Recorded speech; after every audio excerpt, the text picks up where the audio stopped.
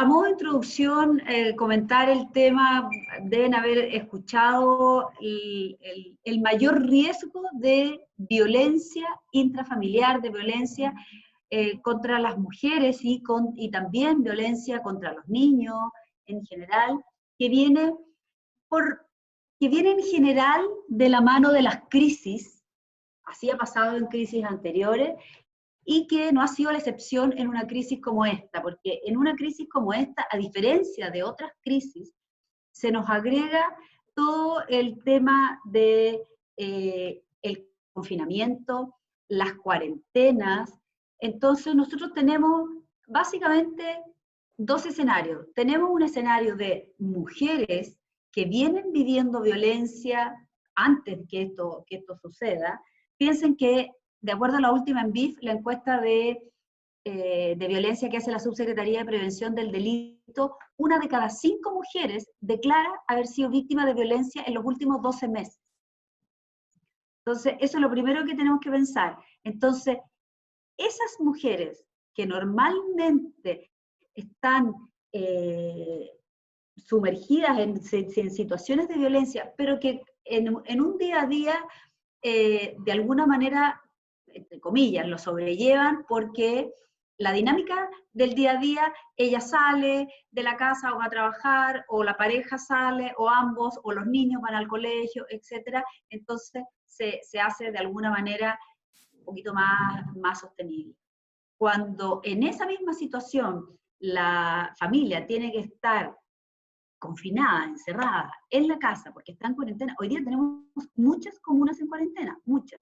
No, los niños no están yendo al colegio. Entonces, obviamente, que donde ya había violencia, si uno le junta las horas de convivencia, la no posibilidad de salir y todos los factores estresores, que algo comentaba Marcela ahí, que son muchos, porque el desafío de que los niños hagan lo que tienen que hacer, de que a lo mejor estamos teletrabajando y tenemos que cumplir lo mismo y estamos en la casa y además tenemos que hacer el tema de las labores domésticas, y etcétera. Entonces, con la angustia de que nos vamos a enfermar, con la angustia de que no sabemos si vamos a perder el trabajo, o a lo mejor algún integrante de la familia ya lo perdió.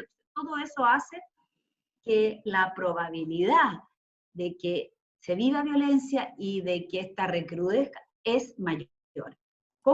Sobre todo en hogares donde ya se venía viviendo violencia. Y también, dado todos esos mismos factores estresores, hace que sea factible incluso en aquellos hogares donde no se vivía violencia, que también se viva. Porque los niveles de estrés aumentan y los factores estresores aumentan cada vez más. Y particularmente en el primer caso, donde ya eran familias donde se venían viviendo situaciones de violencia, la desventaja para la víctima es, como se podrán imaginar, muy, muy significativa, por cuanto pierde el contacto ya no puede salir, ya no puede estar afuera. Una de las características de un agresor, de un hombre que violenta a una mujer, es el control. Y cuando estamos adentro de la casa, confinados, obviamente que el control es total.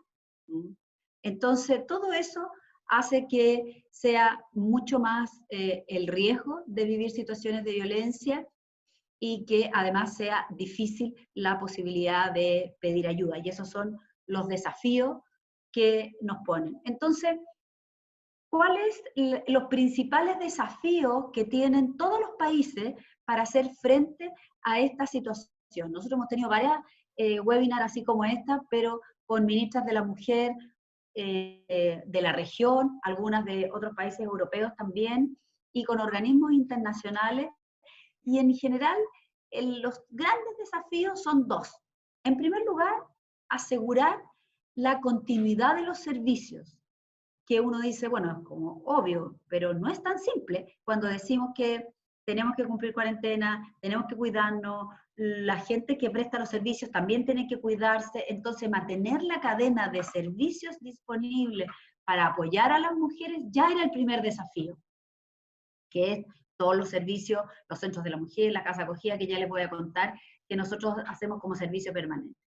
Y el segundo gran desafío es facilitar el acceso de las mujeres a esos servicios, porque yo puedo tener los servicios disponibles, pero tengo que asegurarme que las mujeres sepan cuáles son esos servicios, sepan cómo acceder y tengan la posibilidad de acceder, porque si la mujer está, como decíamos, confinada en un espacio pequeño donde no puede salir y donde está con una pareja agresor y controlador, sin duda que se le hace mucho más difícil a esa mujer poder acceder a los servicios aun cuando estos estén disponibles. Entonces, con eso en mente, con estas dos grandes líneas como estrategia, nosotros como Ministerio de la Mujer y la Equidad de Género definimos nuestro plan de contingencia, que es lo que hemos estado haciendo desde el inicio de la crisis. ¿Cuáles son los servicios que debíamos mantener? ¿Cuáles son los servicios permanentes del Ministerio en materia relacionada con la violencia contra la mujer? Nosotros tenemos, los llamamos nosotros dispositivos, que son centros de atención. Tenemos 109 centros de la mujer a lo largo de todo Chile que prestan apoyo psicosocial y jurídico a las mujeres. Es un acompañamiento, es un proceso que acompañamos a las mujeres. Tenemos centros de violencia sexual, no en todas las regiones, pero sí en las principales, para atender particularmente ese tipo de violencia, que también es un tipo de violencia, la violencia sexual. Tenemos casas de acogida, que son un formato residencial donde las mujeres que viven violencia grave y que no tienen redes familiares o qué sé yo, dónde irse si deciden dejar la casa que comparten con el agresor, y van y se quedan con nosotros. Tenemos más de 40 casas a lo largo de todo el país, y por supuesto que todos estos servicios que les estoy comentando son absolutamente gratuitos. Las mujeres se pueden ir a estas casas con sus hijos menores, de hecho la mayoría se va en promedio con 2 hijos. Además tenemos una línea de atención de casos de violencia extrema que está disponible todos los días de la semana, 24 horas, con turnos los fines de semana, etc. Y además la coordinación permanente con todo el circuito intersectorial que apoya a las mujeres víctimas de violencia. Con esto me refiero al Ministerio Público, a las policías, PDI, Carabineros, al Poder Judicial, a la Subsecretaría de Prevención del Delito, porque aquí la coordinación es muy importante. Y también es importante porque a través de esa coordinación también nos aseguramos que los otros organismos mantuvieran como servicio crítico y fundamental los temas asociados a la violencia contra las mujeres, para que estén disponibles también para atender. Entonces, nosotros armamos un plan de contingencia que tuvo el primer pilar, digamos, o el primer foco en la línea de mantener los servicios disponibles, fue proteger a nuestros propios funcionarias y funcionarios del ministerio que atienden esos servicios. Entonces, teníamos que establecer protocolos que nos aseguraran cuidar la salud de nuestros funcionarios, como les digo, con todas las normas sanitarias que nos daba el Ministerio de Salud. Y después fuimos ya bueno, tenemos que asegurar que todos estos centros que les acabo de mencionar, que nosotros disponemos a lo largo de todo Chile, estén disponibles para las mujeres. Ahí la primera acción que hicimos fue coordinar con el Ministerio del Interior para que categorizáramos estos servicios como servicios esenciales y servicios críticos, de manera que siempre pudieran estar atendiendo y disponibles. Y ahí tuvimos que ir mutando, obviamente, dadas las instrucciones sanitarias, a hacer manteniendo los dispositivos abiertos, implementar modalidades nuevas de atención, algunas presenciales, otras remotas y otras mixtas, digamos. Entonces, algún turno en la mañana y ir mutando también a atención remota para cuidar a toda la gente. Y hay algún tipo de atención que efectivamente la podemos hacer a través de canales remotos como este o el teléfono. Y por otro lado, en la segunda línea estratégica, el desafío es, dado que yo estoy manteniendo estas líneas o estos servicios disponibles para las mujeres, ¿cómo me aseguro que ellas sepan cómo llegar y por otro lado que puedan acceder a cada uno de estos servicios? Y ahí nos dimos cuenta que los canales de atención eran muy importantes.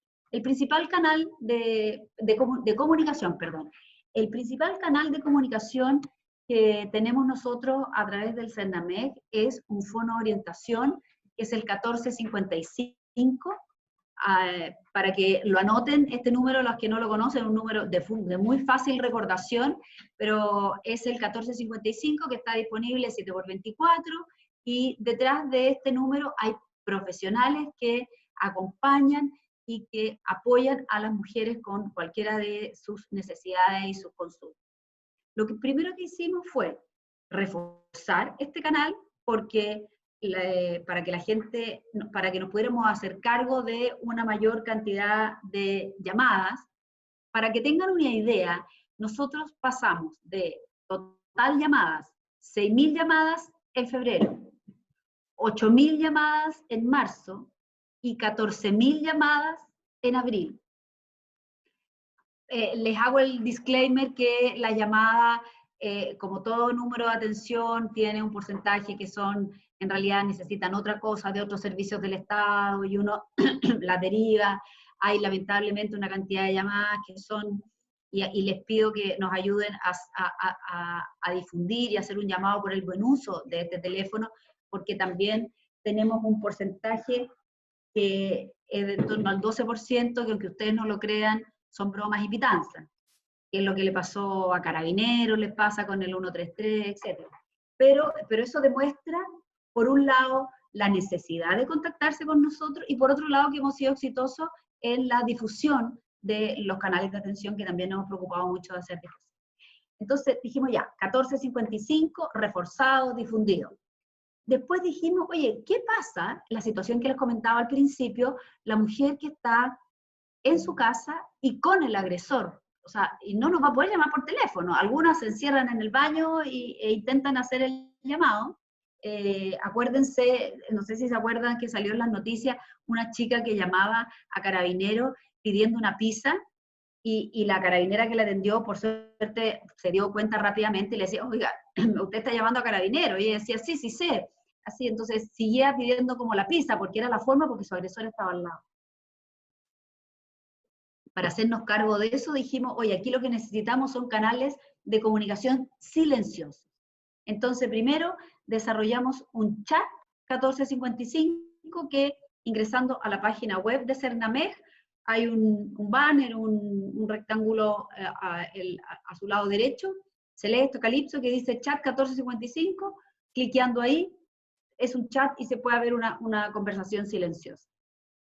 Y además, desarrollamos un WhatsApp que cumple la misma función. Lo fácil del WhatsApp es que es un WhatsApp que nosotros, se los vamos a mostrar después cuál es, nosotros les recomendamos a todas las mujeres que lo guarden en su celular, que lo guarde cada una con el nombre que le parezca más, que no llamen la atención ni nada, con el nombre de quien cada una quiera.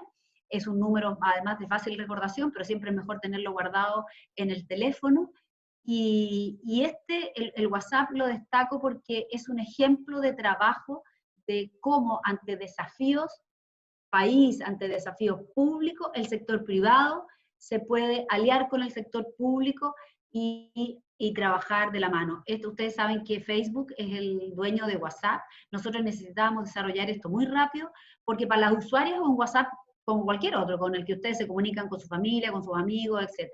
Pero por detrás es un WhatsApp profesional. Entonces, había muchas cosas que hacer y trabajamos un mes con la gente de WhatsApp Latam, digamos, el Cono Sur, y además trabajamos paralelamente, o Facebook más bien trabajó paralelamente para el Ministerio de la Mujer de Chile, para el Ministerio de Mujer de Argentina, con el mismo objetivo de levantar este WhatsApp Mujer, que además cuenta al inicio con alguna inteligencia artificial que nos permite ir priorizando los casos que son urgentes. Entonces fuimos reforzando los canales y agregando nuevos canales de comunicación, sobre todo pensando en aquellas mujeres que no podían hacer la llamada, y para ponerle a disposición canales silenciosos. Y después, otra de las iniciativas que hemos hecho, que tiene que ver con esta webinar, una alianza público-privada con la Confederación de la Producción y el Comercio, nos juntamos con Juan Sutil y con los presidentes de las 6 ramas de la CPC, precisamente llamándolos a involucrarse en este desafío, pensando básicamente en, dado que esto afecta a todas las mujeres, o a una parte importante de las mujeres, bueno, ¿qué pasa con las mujeres trabajadoras? ¿Qué pasa con las mujeres que trabajan en empresas? Entonces, aquí la primera reflexión es, de esas 1 cada 5 mujeres que ha sufrido violencia en los últimos 12 meses, ¿cuántas trabajan en cada una de las empresas que ustedes representan? Eso es lo primero que tenemos que preguntarnos, creo yo, que fue la conversación que tuvimos con la CPC. Y la segunda pregunta es, a esas mujeres que sufren violencia, hay un hombre que está ejerciendo violencia sobre ellas. ¿Cuántos de los hombres que ejercen violencia trabajan en las empresas que ustedes representan? Y ahí se empiezan a abrir otras conversaciones que iremos retomando más adelante, que es cuánto ha estado este tema en la conversación al interior de las empresas y somos capaces de poner este tema, porque aquí existe la gran dicotomía de pensar de que porque es algo que sucede al interior de las casas, generalmente, no siempre, pero al interior de las casas, lo miramos como un tema privado, como un problema privado. Y ese es el primer mito que nosotros tenemos que derribar. La violencia contra las mujeres, incluso la violencia doméstica, no es un problema privado. Es algo que sucede al interior, en un espacio privado, pero es un problema público. Y de los problemas públicos todos tenemos que hacernos cargo. El sector público, el sector privado, la sociedad civil, la academia, etc. Ahí vamos a ir retomando. Bueno, la recepción de la CPC fue muy buena, elaboramos un material para trabajar. ¿Qué es lo que acordamos con la CPC? 2 cosas. Un material que nosotros les dispusimos para que ellos pudieran apoyar precisamente en estos momentos de crisis, de cuarentena, de teletrabajo, a sus trabajadoras y trabajadoras, y también acordamos trabajar en una cosa más estable de cómo en las políticas de las empresas podíamos incluir estas prácticas para asegurarnos que es un tema que nos hacemos cargo. Otra alianza que hicimos fue con las farmacias. Aquí también vuelve a aparecer el sector privado. Esta es una iniciativa que tomamos de otros países que la habían desarrollado y que están trabajando con ella, que es la iniciativa Mascarilla 19, que lo que consiste en, así como reforzamos los canales de comunicación a través del chat y del número por teléfono, oye, busquemos otro punto de contacto más, y en Chile, créanme que, no sé si hay alguien de la industria farmacéutica conectada, pero Chile es uno de los países que tiene más farmacias por metro cuadrado. Entonces, y además tiene la característica la farmacia, que es, aun cuando la comuna esté en cuarentena, siempre es un comercio que está abierto. Entonces, pensamos que esto nos permitía dar capilaridad, poder llegar a una mayor cantidad de mujeres, a mayores rincones. Hablamos con las 4 grandes cadenas de farmacia, todas nos dijeron que sí inmediatamente. Hablamos con las 2 asociaciones que tienen las farmacias pequeñas, independientes, digamos. Y además hablamos con los alcaldes que están a cargo de las farmacias comunales, las farmacias populares, que llaman algunos, para tener mayor cobertura. Todavía estamos subiendo farmacias de las más chiquititas en regiones, nuestra Seremi nos están ayudando a eso. Esto lo lanzamos hace como 2 semanas, y busca ser un punto de encuentro para que la mujer, con la palabra mascarilla 19, ella se acerca a la farmacia, no tiene que contar su historia, solamente pregunta si tienen mascarilla 19 y el personal de la farmacia le va a decir que no tienen disponible y le va a tomar los datos para contactarla con nosotros. Si fuera un caso de violencia evidente, in situ, que la mujer está en riesgo, etcétera, ahí el contacto que hace la farmacia es con Carabineros.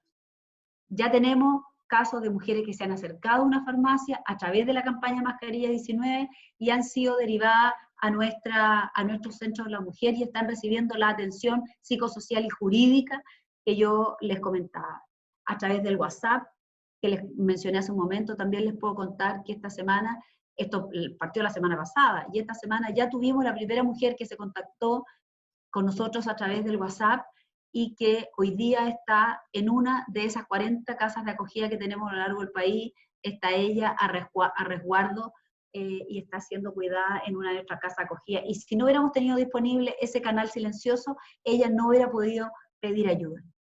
También generamos en nuestra página web una comunidad de mujeres que se llama Pasa el Dato, donde tenemos consejos de prevención, contenido de corresponsabilidad, hicimos la invitación en realidad a mujeres que tuvieran iniciativas para apoyar gratuitamente a otras mujeres. Hubo muchas mujeres que se inscribieron para ayudar, y ahí hay una plataforma que ustedes pueden entrar o recomendarle a quienes trabajan con ustedes de todo tipo de cosas, desde cómo manejar con los niños, enseñarles algunas cosas entretenidas, cómo hacer deporte, etcétera. Hay coaching, hay distintas cosas de mujeres para mujeres. También es muy importante la prevención. Hemos hecho varias campañas. Una de ellas es En esta comunidad no entra la violencia, que la lanzamos en Providencia con la alcaldesa Matei. Fuimos a pegar unos afiches que se los voy a mostrar en un momento más, llamando a los vecinos y a las vecinas, o sea, la importancia del rol que cumple la comunidad en la prevención de la violencia. De la misma forma, lanzamos una campaña que deben haber visto en redes o en televisión, que se llama Hazlo por ellas, que apunta a lo mismo, a que en el entorno de las mujeres nos involucremos, a veces porque somos del entorno cercano, o a veces no somos del entorno cercano, pero cuando yo escucho que algo está pasando en el departamento del lado, tengo el deber moral de hacer algo. Y aquí están el qué hacer, digamos, o llamar a nuestros propios números, o llamar directamente al 149 de Carabineros, porque teniendo siempre presente que una llamada le puede salvar la vida a una mujer, y que como sociedad tenemos que involucrarnos, porque la gran tarea pendiente que tenemos como país en materia de violencia contra las mujeres es dejar de mirarlo como natural. Lo primero, para dejar de mirarlo como natural, es entender que esto no es algo privado, es algo que nos afecta a todos. Pero además tenemos que involucrarnos, tenemos que pararlo y tenemos que hacer algo porque esto no suceda.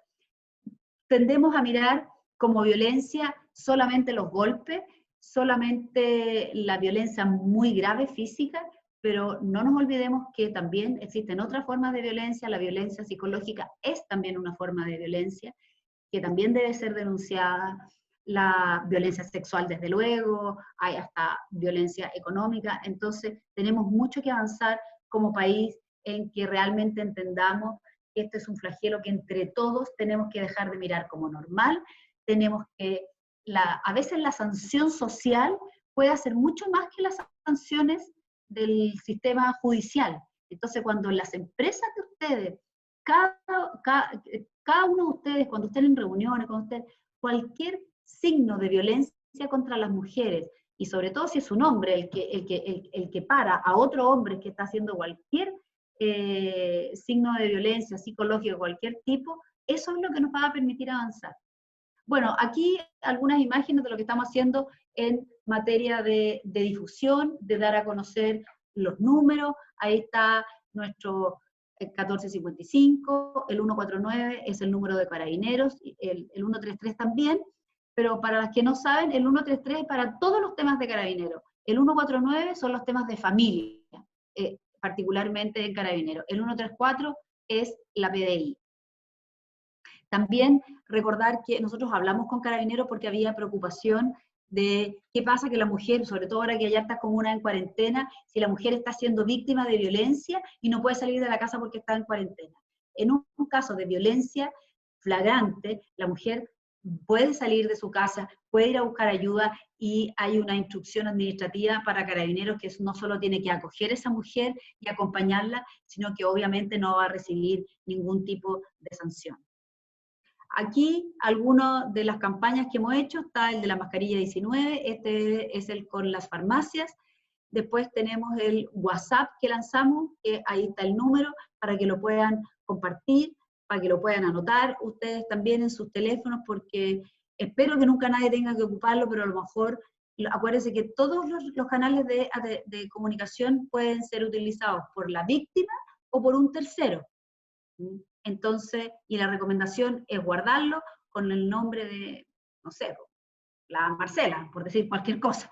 Y ahí está guardado el WhatsApp, y después que el día que, si algún día alguna de las mujeres escribe, nuestra recomendación es siempre después borrar la conversación. Esta es la campaña En esta comunidad no entra la violencia, es un afiche que también está descargable en nuestra página web, que dice: como vecinos y vecinas nos cuidamos.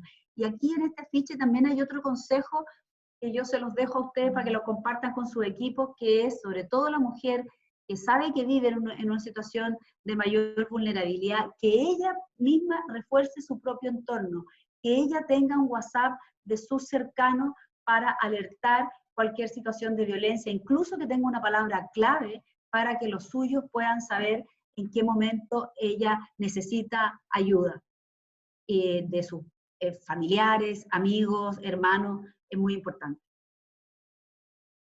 Bueno, la crisis nos ha dejado en evidencia que tenemos que colaborarnos entre todos. El sector privado ha jugado un rol muy importante en diferentes planos en esta crisis sanitaria. Y en materia de violencia, obviamente no puede quedar exento y afuera tampoco. Nosotros siempre cuando hablamos de violencia hablamos de corresponsabilidad, porque nos parece que la corresponsabilidad, cuando yo realmente tengo hogares, o sea, tengo empresas que promueven la corresponsabilidad y tengo hogares donde hay corresponsabilidad, detrás de la corresponsabilidad hay una concepción sociológica, filosófica, si ustedes quieren, de mutuo respeto. Nos miramos como iguales, nos valoramos como iguales en respeto, en derechos, en oportunidades, y por lo tanto, en ese escenario, la violencia no tiene espacio.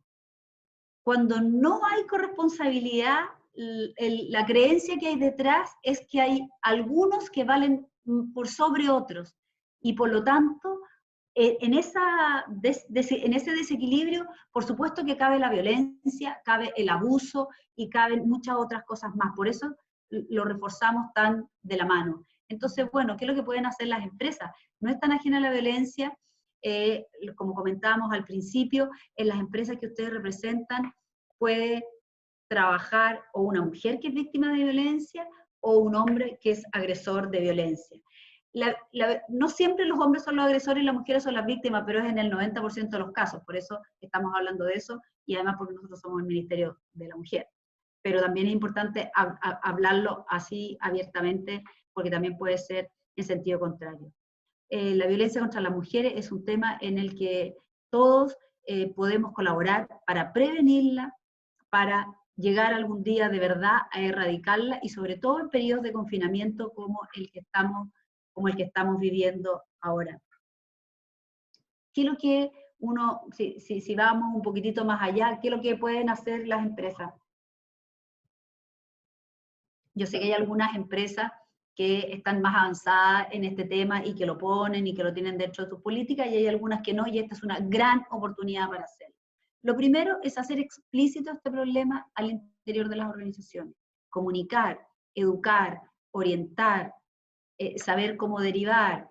Me imagino que ustedes han hecho muchas acciones, sobre todo con la gente que está trabajando en sus casas para poder apoyarlo. Bueno, este es un gran tema para abordar.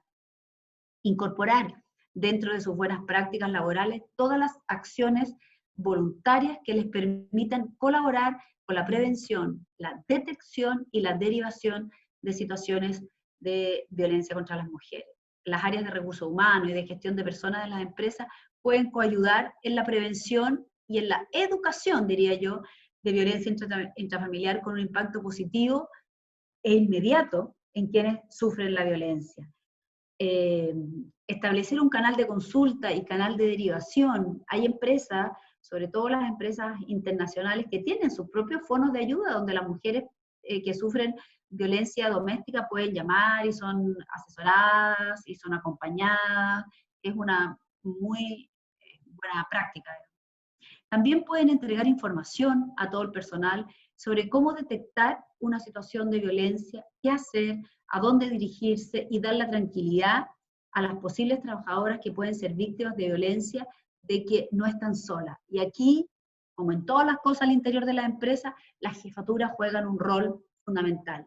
El jefe directo en esa capacidad de acompañar y de escuchar a sus equipos y de detectar, digamos, la realidad que está pasando cada una.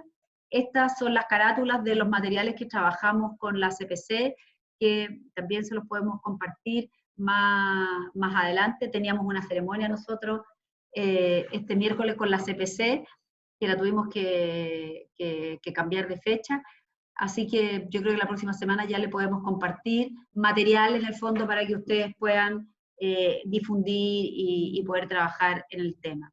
Y para ir cerrando, una acción muy importante que nosotros reforzamos mucho es la certificación en la norma chilena 3262, que es un camino para incorporar estos temas en la estrategia de negocio y en la cultura corporativa de las empresas en forma sostenida en el tiempo, dentro de sus políticas estables.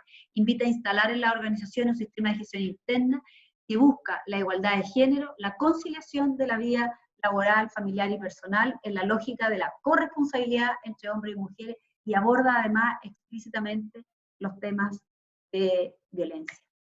Muchísimas gracias. Muchas gracias, subsecretaria. Perdón, ha sido súper interesante. Creo que nos quedamos ya con todos muy claros que tenemos que jugar un rol en las organizaciones porque es un tema que nos atañe a todos y acá hay muchos canales y formas de poder tomar ese tema e internalizarlo en las empresas. Así que muchas gracias, Carolina. Ahora quiero dejar con ustedes a Patricia Núñez, que desde la UNICEF nos va a dar su visión y las distintas herramientas y acciones que podemos realizar también en las empresas. Gracias. Muy bien, muchas gracias. Voy a compartir ahora la presentación. Un minuto y ahí ya vuelvo. Ahí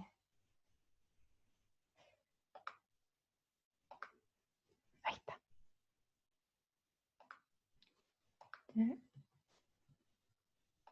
No sé si la pueden ver ahí. ¿La ven? Perfecto, ahí Perfecto. se ve perfecto. Ahora ya me concentro. Agradecer muchísimo la invitación y la iniciativa conjunta con Acción Empresa. Agradecer muchísimo también a la subsecretaria por su presentación muy ilustradora del trabajo que están haciendo. Y no puedo dejar de mencionar que todo el tema de prevención y respuesta a la violencia hacia las mujeres tiene un impacto enorme en los niños. Sabemos que en hogares donde hay violencia hacia las mujeres o violencia intrafamiliar, en general hay violencia también hacia los niños. Son dos problemáticas que van unidas y en ese sentido también todo el trabajo que están haciendo para prevenir y para dar una respuesta efectiva y certera, no nos cabe duda que tiene un impacto también y beneficia a los niños. Así que agradecer mucho su presentación y las iniciativas que están impulsando. Muy bien, de nuestra parte vamos a hablar desde el foco va a ser niñez. Como saben, UNICEF es una agencia de Naciones Unidas que vela por la protección de los derechos de los niños y aquí un poco es un llamado a ver en conjunto cómo desde el sector privado hay una oportunidad, un potencial y una responsabilidad también por generar acciones que protejan y beneficien a los niños. Primero señalarles que la Convención sobre los Derechos del Niño plantea que cada niño tiene derecho a desarrollar el máximo de su potencial, el máximo de su desarrollo, y en ese sentido el Estado efectivamente es el principal garante de los derechos y así está establecido en la Convención.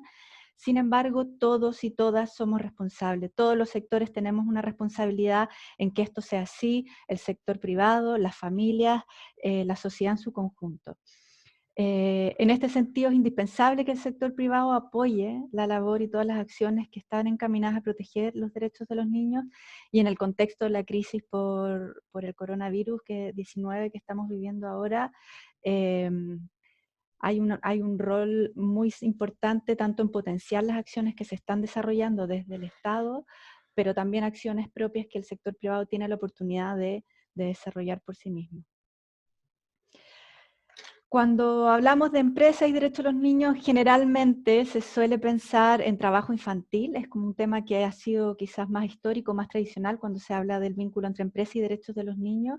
Y aquí lo que les traemos es en el fondo un esquema que está reflejado en un material desarrollado ya hace un tiempo por UNICEF respecto a ciertos principios empresariales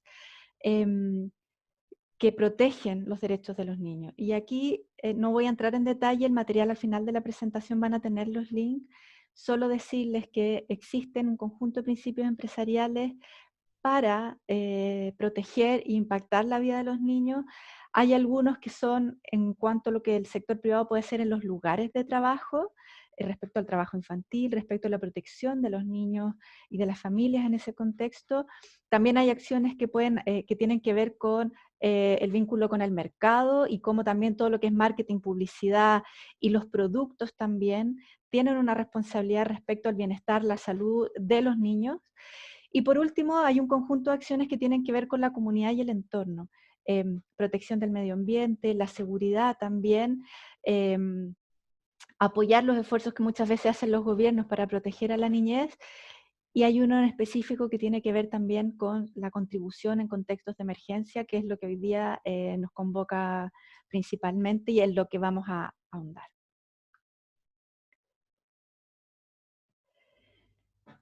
Un panorama general. ¿Cuál es la situación de las familias en el contexto actual de la pandemia? Por una parte, es importante tener en cuenta que dado el cierre de fronteras, dado el cierre de las escuelas, dado cómo se ha limitado, se han cerrado muchos servicios que atendían a la niñez, hoy día lo que está pasando es que las familias, los padres, madres y cuidadores que están en su casa con los niños, están siendo los principales promotores del desarrollo. La familia siempre ha sido y tiene el rol de ser promotor del desarrollo de los niños. Sin embargo, hoy día lo que está pasando es que lo está haciendo sin soportes o sin apoyos complementarios para esa labor. Entonces las familias están, y lo mencionaban al principio, hoy día estando a cargo de la continuidad educativa de los niños y de apoyarlos en ese proceso, a cargo de la salud de los niños. Cuando hay niños que tienen alguna situación, algún trastorno, por ejemplo, espectro autista o algún tipo de situación o necesidad especial, las familias ahora están con el desafío de convertirse en los terapeutas ocupacionales de esos niños, en los kinesiólogos de esos niños, es decir, están siendo de alguna forma los trabajadores de primera línea, atendiendo todas las necesidades de protección y cuidado de los niños. Entonces es una situación que hay que tener en cuenta porque está generando importantes desafíos y están habiendo elementos estresores que también los mencionó muy bien la subsecretaria en su presentación. En este contexto, donde además en el entorno hay incertidumbre, donde además estamos 24/7, en muchos casos con los niños, sobre todo en sectores que están en cuarentena, pero en sectores donde no hay cuarentena también las familias, dado que no hay colegios ni centros educativos abiertos, están con los niños todo el tiempo, efectivamente hay un mayor riesgo de violencia.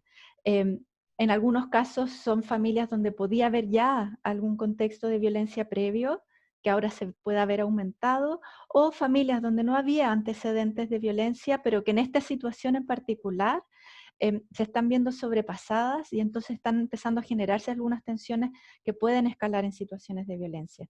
Las familias hoy día son quienes más están requiriendo apoyo, entonces, en términos del cuidado de los niños.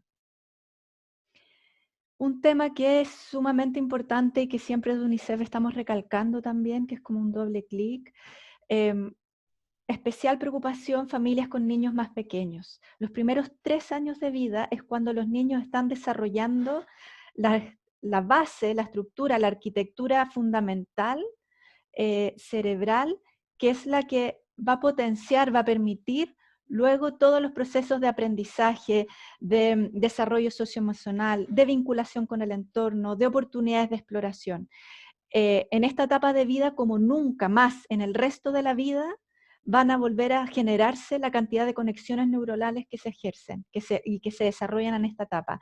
Y para que esto ocurra de la mejor forma posible, los niños tienen que estar en un contexto protector. Cuando son contextos donde hay estrés, y estrés cronificado además, hay muchísima evidencia que muestra cómo estas conexiones neuronales no se dan. O sea, hay un impacto biológico en la forma que se constituye el cerebro, es así de directa la relación, cuando uno está en contextos donde hay violencia, por ejemplo, o en contextos donde hay conflicto social. El desarrollo biológico cerebral de los niños en esa etapa no va a ser el mismo que niños que están en un entorno protegido y donde sienten que están seguros para poder desarrollarse y estar tranquilos. Entonces es fundamental estos 3 primeros años de vida. Un año de pandemia, no sabemos qué va a pasar, no sabemos efectivamente, y está siendo muy mes a mes, viendo cuánto esto se va a extender, hay propuestas de retorno a clases, efectivamente el futuro es incierto, no sabemos cuánto va a ser la duración de la situación actual en la que estamos, pero sabemos todos más o menos que al menos va a tener una duración de meses, y es probable que sea un periodo que se extienda bastante tiempo hasta que no haya vacuna y tratamiento, y por mientras hay que ver cómo lo atravesamos de la mejor forma posible. 5 meses de tiempo en la vida de un niño pequeño es mucho tiempo. En esos 5 meses se dan procesos que no se van a volver a dar. Entonces, aquí simplemente lo traigo como para hacer un llamado de lo urgente y de lo rápido que hay que actuar para que en esta situación los niños estén lo más protegidos posible. ¿Por qué y cómo apoyar en este contexto? Y aquí vamos un poco ya avanzando en la invitación de hoy día al sector privado y a todas las personas que están conectadas hoy día de la empresa. Uno, hay que conseguir que los padres y madres cuenten con las herramientas y con las condiciones en este contexto para poder cuidar y proteger lo mejor posible a sus niños. Y en este sentido, todas las acciones para promover e implementar medidas y políticas de apoyo van a impactar directamente a los niños. Todas las políticas de las empresas favorables a las familias, y luego ya vamos a entrar en algunas más en concreto, van a tener un impacto directo a los niños, no indirecto, directo a los niños. Sabemos también, y aquí entendemos que todas las empresas están atravesando diversas realidades dependiendo del rubro en el cual trabajan, dependiendo también del tamaño de las empresas. Sabemos que no es la misma realidad de las empresas y que esto está teniendo también un impacto importante en los recursos que están generando, en la posibilidad de estar más contactados con los colaboradores, etc. Esto sabemos que tiene impactos distintos en las distintas empresas y cada una tiene realidades económicas en esto, pero desde las distintas realidades creemos que sí hay oportunidades de hacer cosas para impactar a los niños, a esas familias que son parte de sus colaboradores, pero también del entorno en el cual están. UNICEF junto con la OIT y con UN Women sacaron una guía hace 3 semanas atrás, si no recuerdo mal, o un mes puede ser. Está disponible al final de la presentación, están todos los links, que es una guía con algunas recomendaciones al sector privado respecto a políticas de apoyo a las familias en este contexto. Entendiendo lo que yo les contaba en un minuto, que las familias son hoy día quienes son los trabajadores de primera línea que están protegiendo a los niños. Entonces ahí, cómo el sector privado y las empresas pueden apoyar a las familias desde el vínculo que tienen con sus trabajadores. Hay un conjunto de medidas y me voy a detener en 2 solamente, que creo que son más pertinentes para la conversación de hoy. Una tiene que ver con implementar acuerdos flexibles, y ya lo voy a explicar un poco a qué nos estamos refiriendo a eso y qué es lo que hay que considerar en eso. Y otra en la que también voy a detenerme un poco tiene que ver cómo apoyar a los trabajadores a afrontar el estrés. Luego hay otras medidas que tienen que ver con espacios seguros donde están trabajando las personas, acceso a salud, a información, a mensajes. Yo creo que eso además lo tienen bastante claro en el sector privado, pero además, bueno, está la guía que también lo pueden ver después. Respecto a acordar flexibilidad, acuerdos flexibles. Sabemos que en muchos casos está sucediendo el teletrabajo, en muchos casos no, porque el tipo de trabajo requiere que las personas estén presencialmente, en algunos casos es un mix de ambas, hay distintas realidades. Aquí, en el fondo, lo que nos interesaba mucho señalar es que es importante tener en cuenta las distintas realidades de las distintas familias para ver también qué tipo de acuerdos se pueden hacer. Hoy día, por ejemplo, quienes están en la casa con sus niños haciendo trabajo a distancia, están combinando ese trabajo junto con la educación de los niños, con el cuidado de la salud, con las tareas del hogar, que eso no es poco, es bastante, con la preocupación por abastecerse. ¿Cómo voy? ¿Qué día puedo ir al supermercado? ¿Tengo que sacar un permiso? No estoy en cuarentena, puedo ir. ¿Cómo encargo? ¿Cómo desinfecto la comida cuando llega a mi casa? ¿Cómo lo hago? Hay toda una serie de preocupaciones respecto al abastecimiento. Va a haber abastecimiento siempre, mejor. O sea, ahí hay un tema que está siendo un estresor. Lo está combinando con el cuidado de crianza, por supuesto, con todo el desafío que hay en eso, con la incertidumbre y con quizás un montón de otras responsabilidades que se nos escapan de cuidado de personas adultos mayores, etc. ¿Qué es lo relevante acá? Ajustar expectativas en conjunto. Creemos que acá las empresas pueden, con sus colaboradores, generar acuerdos conjuntos, donde el colaborador pueda, por ejemplo, decir, en mi caso tengo que, por ejemplo, hay que preparar alimentos de tal a tal hora, entonces en esas horas no puedo tener la reunión de seguimiento que tenemos normalmente. Ajustar, ver cómo se puede adecuar para que se pueda dar continuidad al trabajo, efectivamente, y no afecte y al compromiso, pero en un ajuste tomando en cuenta las condiciones. Y que sean formas realistas para ambos. Eso es por una parte. Por otra parte, en cuanto al tema del apoyo de afrontar estrés, que también es un tema que consideramos que es bien relevante, aquí se pueden entregar herramientas concretas y mensajes para el manejo del estrés. Apoyar a los padres en este sentido, medidas para cuidar la salud mental también, y herramientas y mensajes de parentalidad positiva.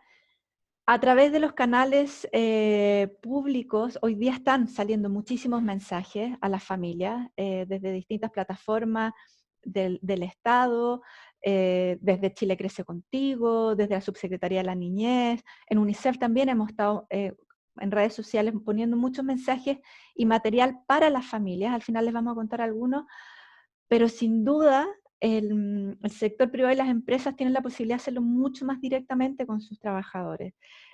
Poner a disposición los mensajes, ponerlo dentro de sus canales internos de distribución, ofrecer espacios de conversar sobre qué está pasando en términos de la crianza, qué está pasando en términos de salud mental. Todo eso va a beneficiar y no nos cabe duda que va a impactar también en un mejor trabajo. Y aquí hay un tema que también es importante relevar, que dentro de la incertidumbre que están viviendo muchas veces, también tiene que ver con mantención de los trabajos. Hoy día hay todo un tema respecto a riesgo de perder de empleo. Estamos viendo distintas cifras de desempleo. También hay un miedo aquí en la población a que vayan a perder o poner en riesgo su empleo. Entonces, yo creo también algo que es importante es, en la medida de lo posible, generar algunas seguridades que pueda hacer que también los colaboradores puedan tener ciertas tranquilidad, y eso va a permitir no solo el compromiso del trabajo, sino también impactar en los niños.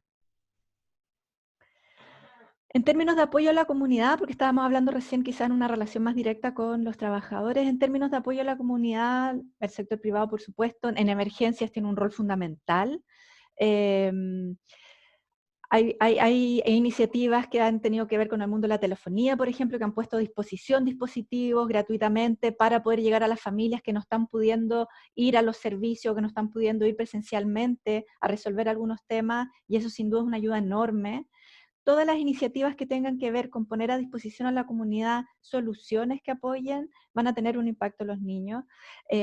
Aquí sí consideramos que es importante siempre que haya alguna articulación, por ejemplo, con los municipios, de manera que las ayudas sean coordinadas y no dupliquen, o efectivamente puedan cubrir algo que desde el municipio no se está pudiendo atender, por ejemplo, para que a las familias les llegue todos los beneficios que son necesarios. Todo el tema de cuidado de contagio entre los trabajadores y el entorno donde están las empresas también es un aporte fundamental. Cómo cuidar que los trabajadores que van a este lugar, también las medidas de protección para que esté protegido el entorno donde está la empresa.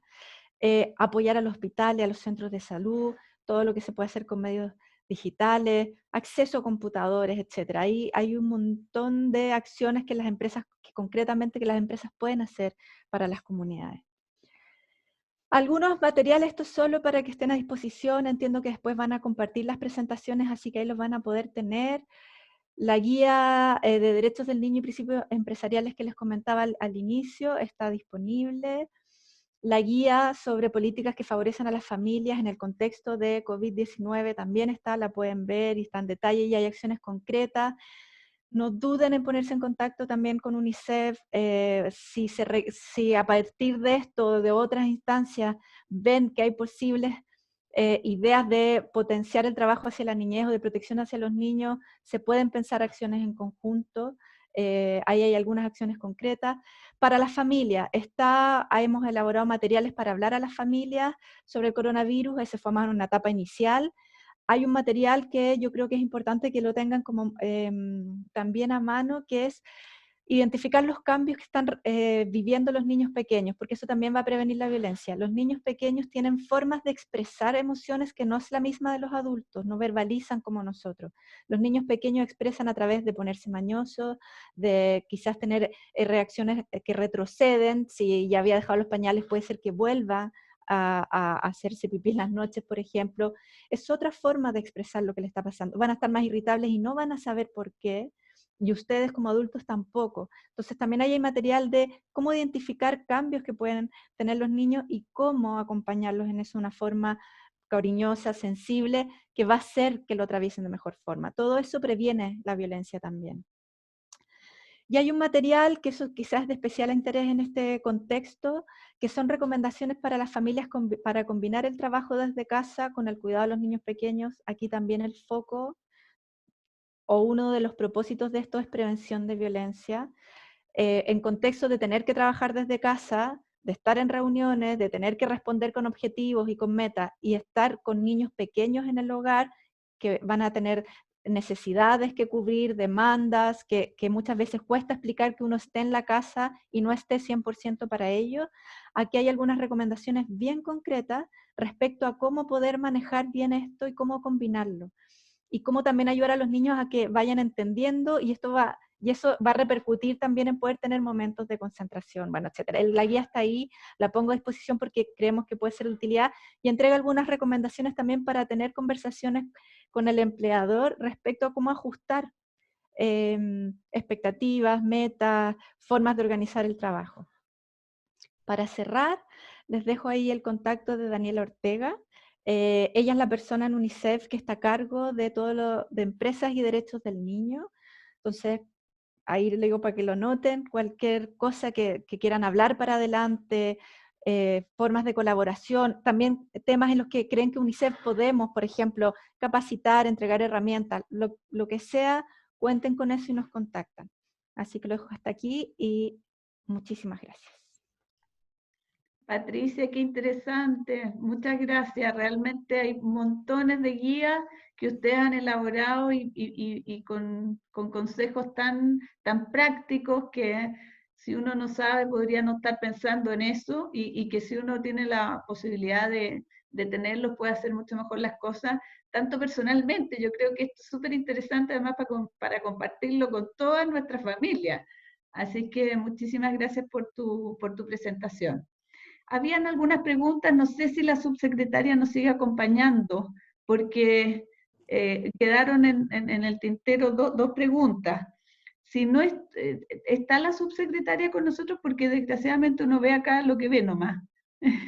Hola Marcela, hablas con Loreto. Pero qué bueno, está la Loreto Cornejo, estupendo. Ya. Hola Loreto. Hola, la subsecretaria lamentablemente se tuvo que ir a otra reunión. Ya, pero a lo mejor tú nos puedes ayudar y si no, mira, hay dos preguntas. Si no, se las debo. Una que me parece bien importante, o sea, todas muy importantes, pero esta es muy práctica porque pregunta cuáles son los requisitos que hay para entrar a los centros de acogida. Bien. Te comento, mira, el requisito es que tiene que estar derivado por alguna institución y básicamente por los tribunales, ¿ya? O por el Ministerio Público. ¿ya? Ese es como el primer requisito, pero también puede ser que esté derivado por algún otro dispositivo de COSMA que tiene el CERNAMES, que tiene el Servicio Nacional de la Mujer, como pueden ser los centros de la mujer. Y básicamente las derivaciones son cuando las mujeres están con algún riesgo importante, ya, sobre todo riesgo vital, un riesgo alto, es cuando efectivamente las mujeres pueden pasar, digamos, a las casas de acogida y pueden pasar con sus hijos menores de edad o sin hijos en caso que no lo tengan. Perfecto, ok, muchas gracias. Y la otra pregunta es, ¿qué hacer cuando Carabineros no sigue los protocolos? A ver, ahí primero, dada, digamos, la emergencia que pueda ocurrir, es importante que llamen inmediatamente a la PDI, al 134, ¿ya? O llamen al Fondo de Orientación 1455 del Servicio Nacional de la Mujer, o vayan al tribunal de familia, porque efectivamente si es que no está siguiendo el protocolo, tienen que acudir, digamos, a estas otras instituciones. También, como dato, ya por eso quizás ya cuando el tema haya pasado, pueden hacer un reclamo a las OIRS digamos, de Carabineros, porque es importante dar a conocer, digamos, estas situaciones, ya, y para que se produzca algún proceso administrativo, investigación. Y si es que alguna sabe de alguna situación como esa, también que nos escriban a nosotros, al Ministerio de la Mujer o al servicio. Porque si hay algo que tenemos que ocuparnos es que todos estemos atentos para que este tipo de cosas no puedan ocurrir.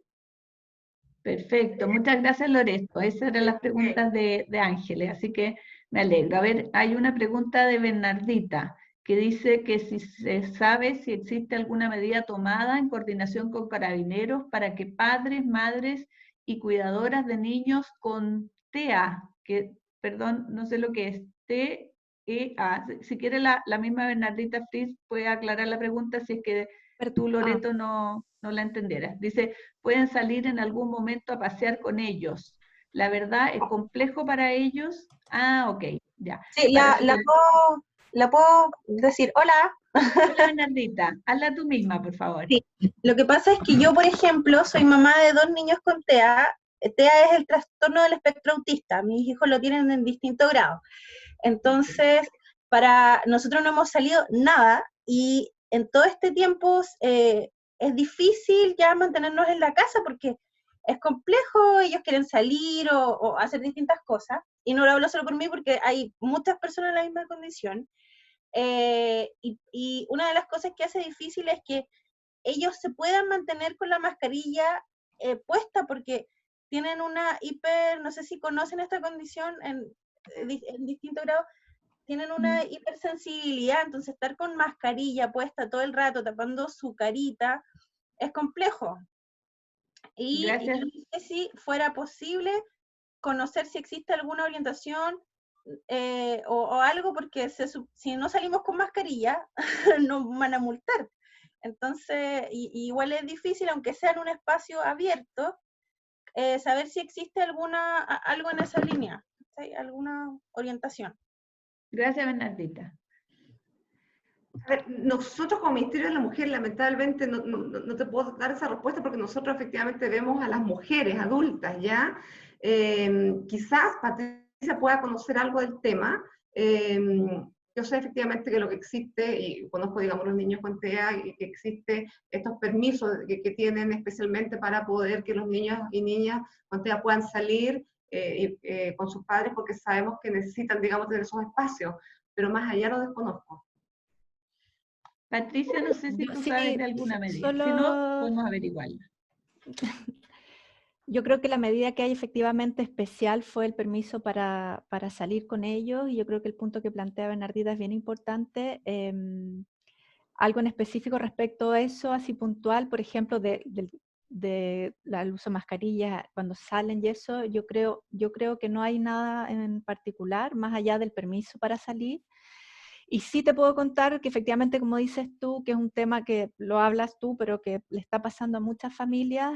Justamente ayer también tuve una conversación con el Fondo Infancia, porque estaban recibiendo muchas llamadas de familias con niños con trastorno de espectro autista, por también el tema que están viviendo, y por eso lo mencioné en algún minuto de la presentación. En el contexto del hogar, como hay servicios que se han estado cerrando, o la hora al neurólogo, a terapeuta ocupacional, etcétera, lo que cada niño vaya necesitando. Efectivamente las familias están con una situación bien compleja de tener que abordar todos esos temas, y también quizás sin herramientas específicas de parentalidad para un contexto así, con niños con trastorno espectro autista. Entonces, decirte que no conozco de momento medidas más allá del permiso, y que creo que es un tema que hay que empezar a levantar porque es, es un desafío y quizás no se está visibilizando tanto, y es un tema que ahí también podemos ver cómo apoyar en eso, que se vaya viendo más cómo apoyar mejor a las familias que están con niños con trastorno espectro autista. Eso te puedo decir. Perfecto. Gracias, Bernardita, por levantar el tema. Gracias, Patricia y Loreto, por su respuesta. Ahora quiero dejar con ustedes el caso práctico de una empresa en particular, que es Walmart, y nos acompaña Emma Yoshikawa. Perdona, Emma, pero haber pronunciado bien tu apellido. Ella es la jefa de diversidad e inclusión de Walmart. Así que adelante y muchas gracias por acompañarnos. Gracias, Marcela. ¿Me escuchan bien, cierto? Sí, perfecto. Perfecto. Bueno, primero les quiero agradecer la invitación a Walmart Chile a ser parte de esta conversación. Sin duda este es un tema que no ha dejado indiferente a nadie, a pesar de que todos estamos en realidades muy distintas.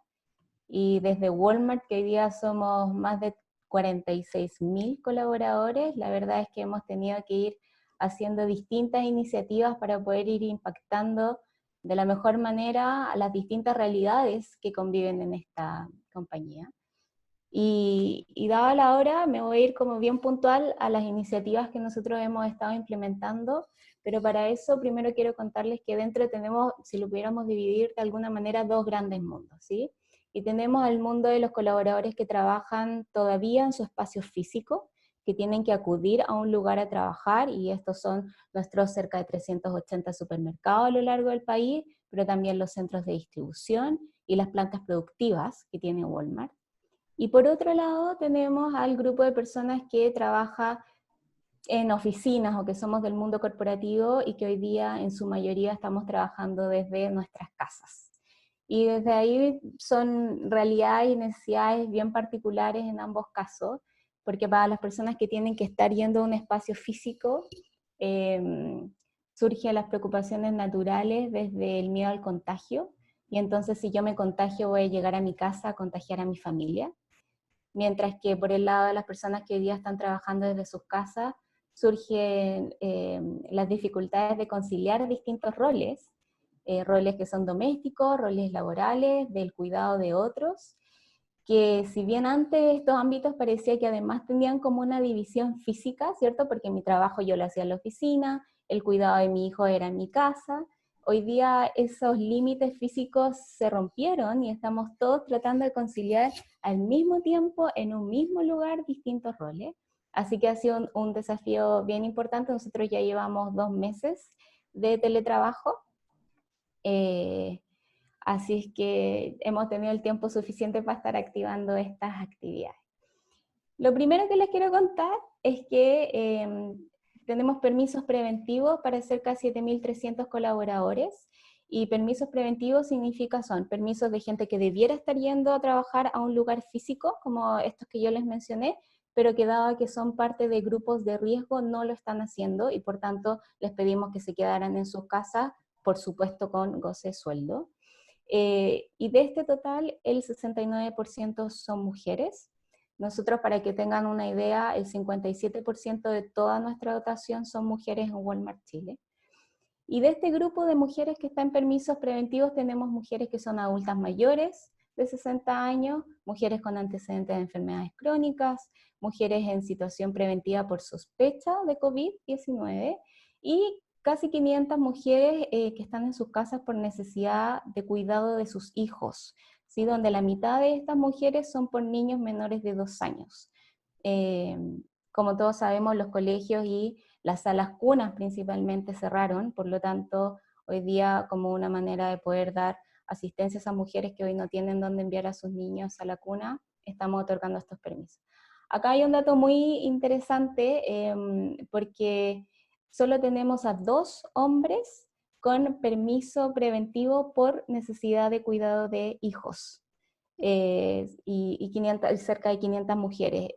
Nosotros en el fondo abrimos la puerta a que los colaboradores levanten la inquietud en caso de que tengan esta necesidad, y hoy, como les decía, solo son 2 hombres los que están tomando estos permisos. Acá esto es un claro ejemplo de la brecha que existe y de los esfuerzos que tenemos que seguir impulsando para que también los hombres hoy tomen responsabilidad en torno al cuidado de los niños. La segunda iniciativa, y esto más enfocado en el teletrabajo, ¿cierto? Son cerca de 2.000 personas las que están hoy día teletrabajando, y de ellas 1.057 mujeres. Pero, y si bien nosotros tenemos la iniciativa del teletrabajo desde mucho antes de la pandemia, la verdad es que es muy distinto un contexto de teletrabajo programado, con una red de apoyo para el cuidado de los niños, a un espacio de teletrabajo que es más bien obligatorio y donde además tiene un efecto estresor importantísimo como el encierro, ¿cierto? El encierro y estar alejado además de nuestros seres queridos que podíamos estar visitando de manera frecuente. Y entonces, entendiendo esa necesidad, es que creamos una mesa a la cual llamamos Nuevas Formas de Trabajo, que está integrada por personas de distintas áreas de la compañía, de distintas realidades también, y que por tanto nos entregan distintas miradas, y ellos semanalmente generan actividades, y particularmente un boletín, que es como el que ustedes pueden ver en la presentación, en el que compartimos tips de gestión para hacer más efectiva tu día a día, pero también algunos tips de herramientas digitales que nos pueden facilitar esos espacios. Esta mesa lanzó también una encuesta inicial para entender cómo estaban percibiendo las personas esta nueva realidad de teletrabajo, cómo están percibiendo la carga laboral del estar teletrabajando, y de si consideran que la empresa está preparada para un escenario como este, y de si sus líderes están mostrando la flexibilidad suficiente y están sabiendo gestionar a distancia los equipos, porque distinto es gestionar un equipo presencialmente a tener esta dificultad de por medio. Y con base a todos esos resultados, es una encuesta que aplicamos a todos los que están teletrabajando, y por supuesto los que necesiten que compartamos los resultados o las preguntas, felices de hacerlo. Es que generamos todos estos tips que yo les mencionaba en estos boletines semanales. Una tercera iniciativa son talleres de contención emocional que estamos realizando dentro de Walmart. Hemos llegado ya a 1.300 colaboradores participantes de estos talleres de contención, en 66 talleres que hemos realizado.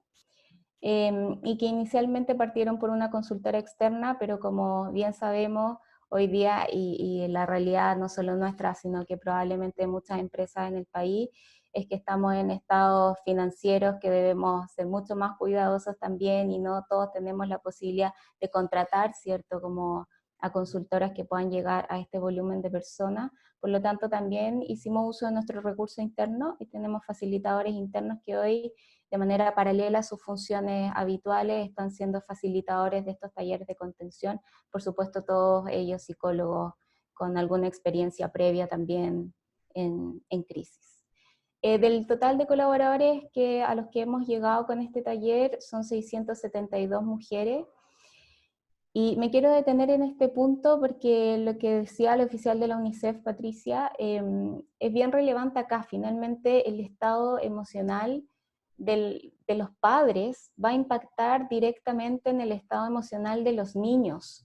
Por lo tanto, yo cuando trabajo con los padres, y entiendo que hoy están en una situación que es altamente estresante, y logro que de alguna manera puedan ir canalizando esta emocionalidad en un espacio que es cuidado, donde van a encontrar experiencias similares entre sus pares, también logro como ir sacando, ¿cierto?, poco a poco, como esta emocionalidad que tengo para poder estar mucho más disponible emocionalmente y entender qué me pasa y poder como activar los otros roles que tengo en la casa.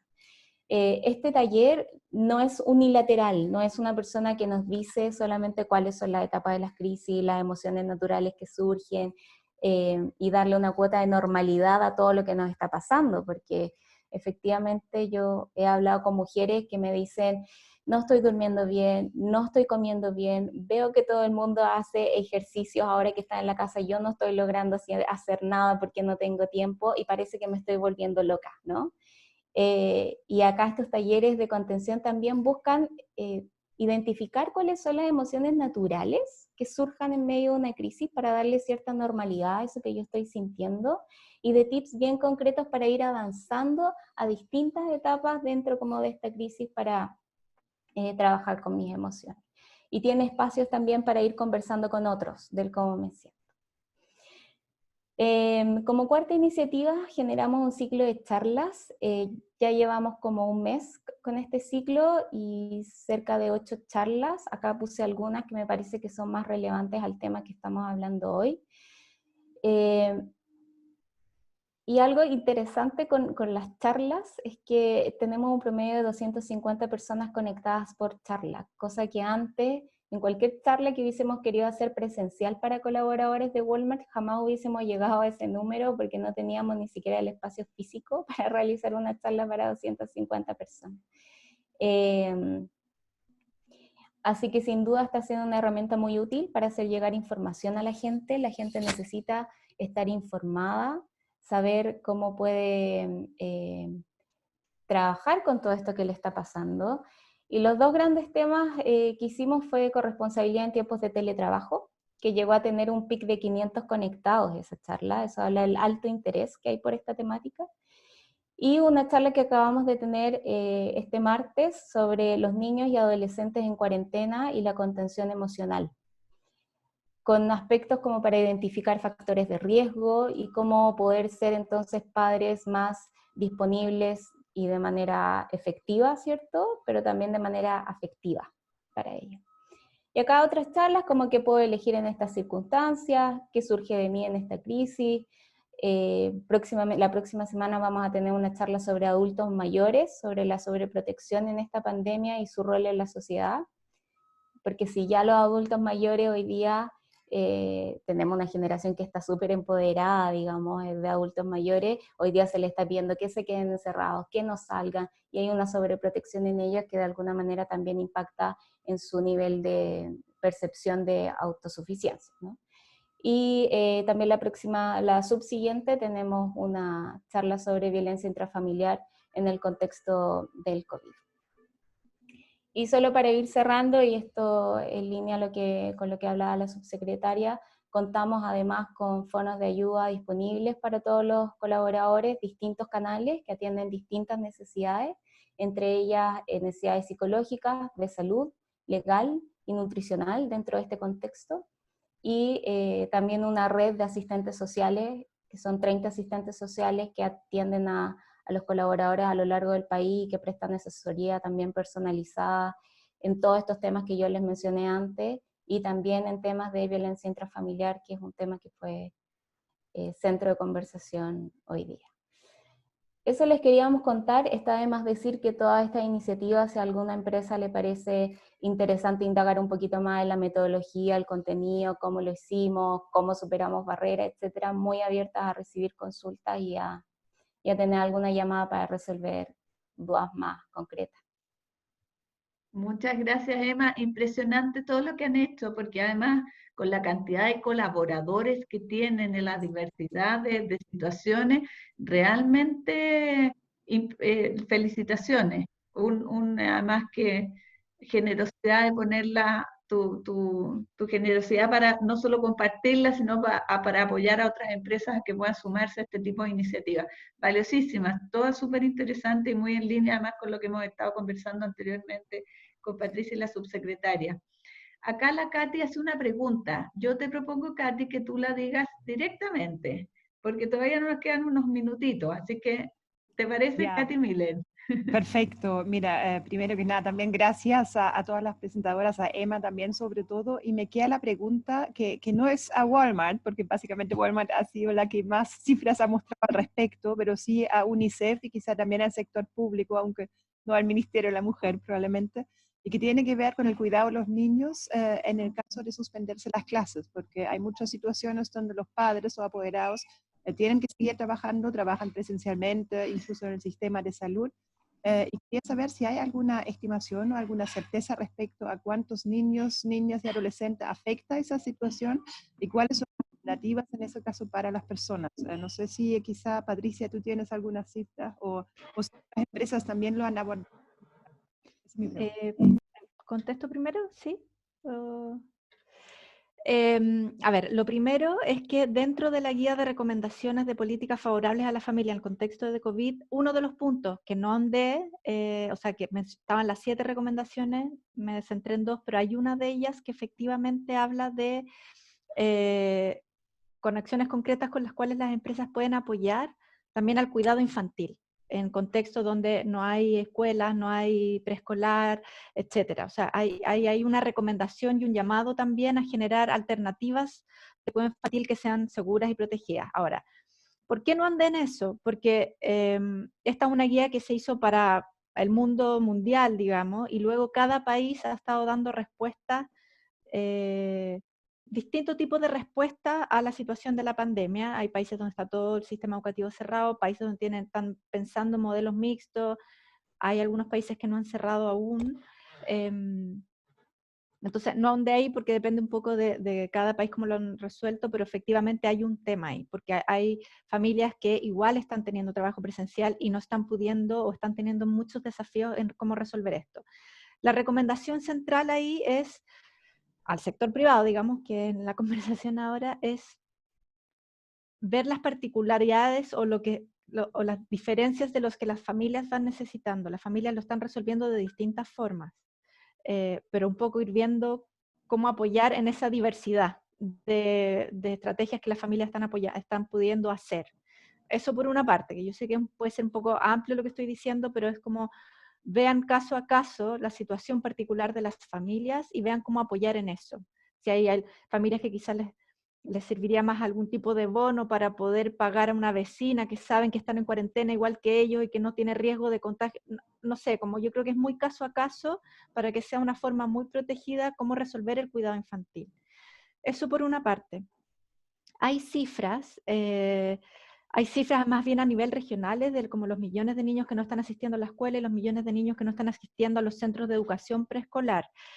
No tengo ahora a mano para Chile, pero sé que sí hay una estimación y la verdad es que, si no recuerdo mal, puede ser que no lo esté dando todo lo preciso, pero creo que el 90% de los niños de la región, de Latinoamérica y el Caribe, están sin sala cuna, jardín infantil y escolaridad, sin asistir presencialmente. Entonces, es una cifra que la verdad, y en Chile sabemos que es el 100% de momento. Hay que ver las medidas quizás cuando se empiecen a hacer algunas medidas mixtas o en lugares donde no hay todavía contagios, si hay un retornar a clases, en fin. Hay cifras, pero es súper amplio. O sea, lo que te quiero decir es que es la mayoría. Entonces sí hay un desafío grande. Y es parte de los llamados que se están haciendo. Hay también de nuevo como la necesidad quizás de parte de las empresas de abrir un canal para poder recoger los casos que están más complicados y tener como por lo menos de tener un diagnóstico que permita detectar también esos casos que están más complicados. Sí, yo creo que un diagnóstico más puede ser una buena herramienta para saber la diversidad de las distintas realidades. Hay familias que tienen una abuela viviendo quizás con ellos y lo pueden resolver un poco así, con los riesgos que eso tiene también para la población adulto mayor, alguien que esté saliendo y entrando, digamos, pero ya hay familias que no tienen ningún apoyo, no tienen cómo resolverlo, entonces sí.